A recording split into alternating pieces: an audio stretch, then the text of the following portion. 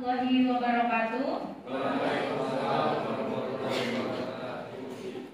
Selamat siang rekan-rekan semua. Terima kasih kepada Bapak Astiono Nugroho selaku dosen pengampu mata kuliah Sosiologi Agraria Pemberdayaan Masyarakat yang telah memberikan kesempatan kepada saya. Sebelumnya, perkenalkan nama saya Ananda Isnaini, NIT 2332701.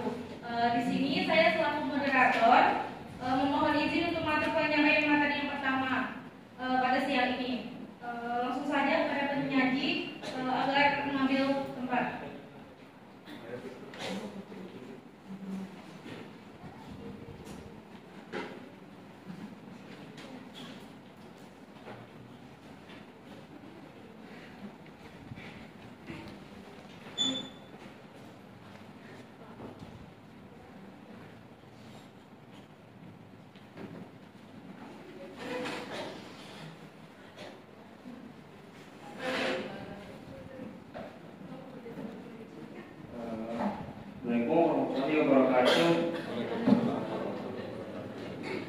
Baik, saya akan membacakan 5 poin penting dari video skripsi pengukuran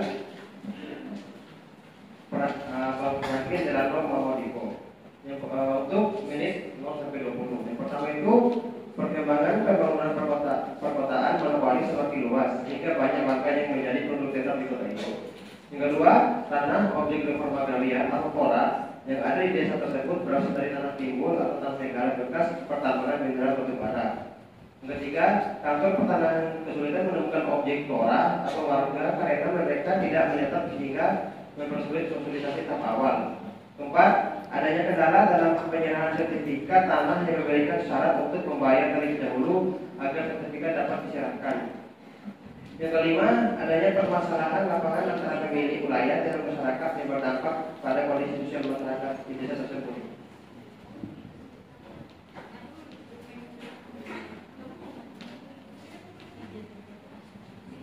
Baik, terima kasih kepada penyaji. Selanjutnya untuk pemateri 1 dipersilakan untuk mengambil tempat.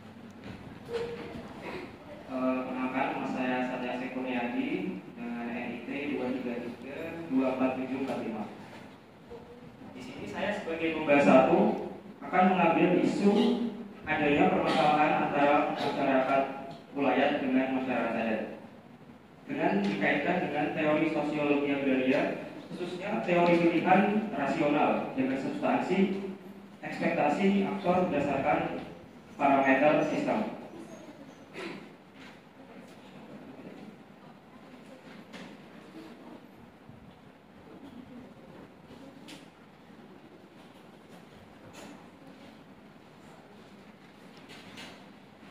Jadi dalam permasalahan masyarakat wilayah ini dengan masyarakat adat, di situ terdapat dualisme hukum antara hukum adat dengan hukum negara.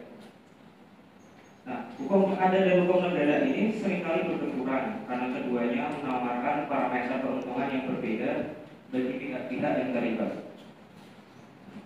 Masyarakat adat akan cenderung mempertahankan tanah mereka jika mereka merasa bahwa hukum adat memberikan keuntungan yang lebih besar dalam ekonomi sosial dan budaya. Sebaliknya, jika negara menawarkan kompensasi yang lebih besar atau akses terhadap sumber daya yang lebih luas, maka akan ada kecenderungan bagi masyarakat untuk beralih atau menyesuaikan diri dengan aturan negara.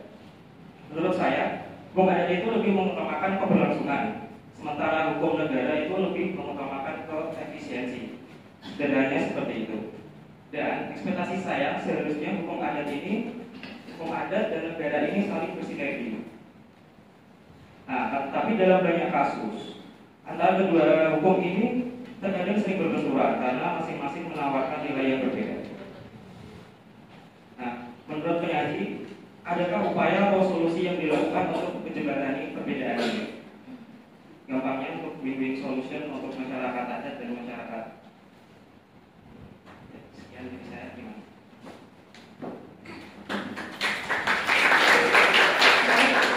Nanti bisa langsung jawab.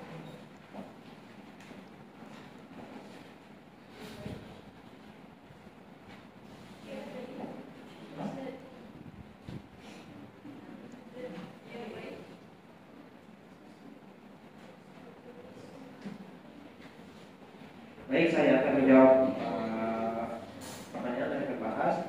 Bagaimana sih caranya agar masyarakat adat dan masyarakat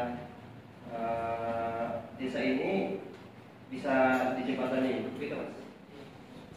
Oke. Yang pertama, menurut saya pemerintah ini harus ikut aktif dalam kegiatan tersebut dengan cara pemerintah ini harus turun tangan secara langsung untuk menyatukan masyarakat hukum adat dengan yang mengikuti hukum negara. Yang kedua itu pemerintah memberikan sosialisasi kepada masyarakat hukum adat untuk segera tanahnya itu dijadikan tanah negara. Dikarenakan untuk hukum adat sendiri memang diakui di Indonesia ini, tapi untuk peraturannya belum ada. Makanya nanti ketika terjadi sebuah sengketa atau sebuah permasalahan akan sulit dipecahkan jika tanah tersebut masih menjadi tanah adat.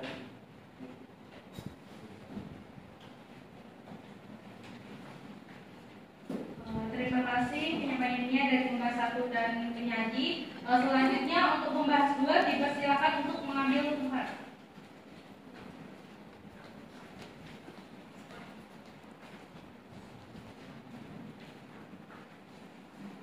Assalamualaikum warahmatullahi wabarakatuh.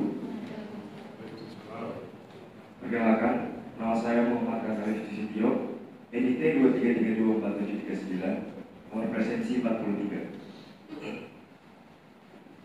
Sebenarnya saya tadi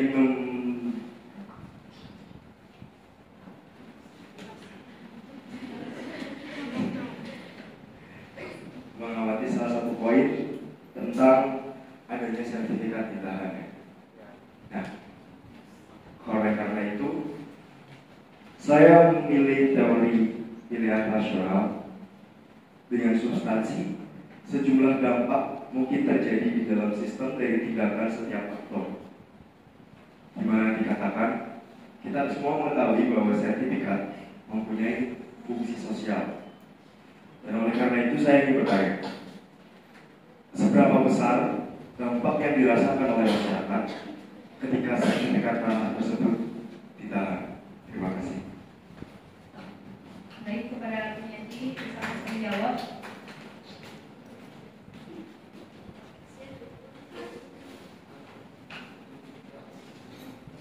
Baik, saya akan menjawab pertanyaan yang tadi membahas seberapa besar dampak yang disebutkan jika sertifikat tersebut ditahan, begitu. Menurut saya, jika sertifikat tersebut ditahan, ada beberapa kemungkinan. Yang pertama itu masyarakat ini sulit berkembang, karena dimana kita tahu bahwa kebanyakan masyarakat itu ketika sudah mempunyai sertifikat itu akan melakukan akan menjadikan sertifikatnya untuk sebuah modal usaha atau modal untuk ikutan itu lainnya. Yang kedua itu, jika sertifikat ini ditahan, untuk jaminan kepastian hukum untuk tanah masyarakat itu, jika belum terjamin, maka masyarakat itu akan merasa tanah ini belum aman. Dan nanti jika ada sewaktu-waktu ada yang mempelai tanah tersebut akan mengalami permasalahan yang mungkin penyelesaiannya tidak semudah ketika sudah ada sertifikat. Baik, terima kasih untuk Pembahas 2 dan penyaji. Mungkin itu saja dari kami. Saya selaku moderator meminta maaf jika ada kesalahan kata yang disengaja ataupun tidak disengaja. Sekian, wabillahi taufiq wal hidayah. Wassalamualaikum warahmatullahi wabarakatuh.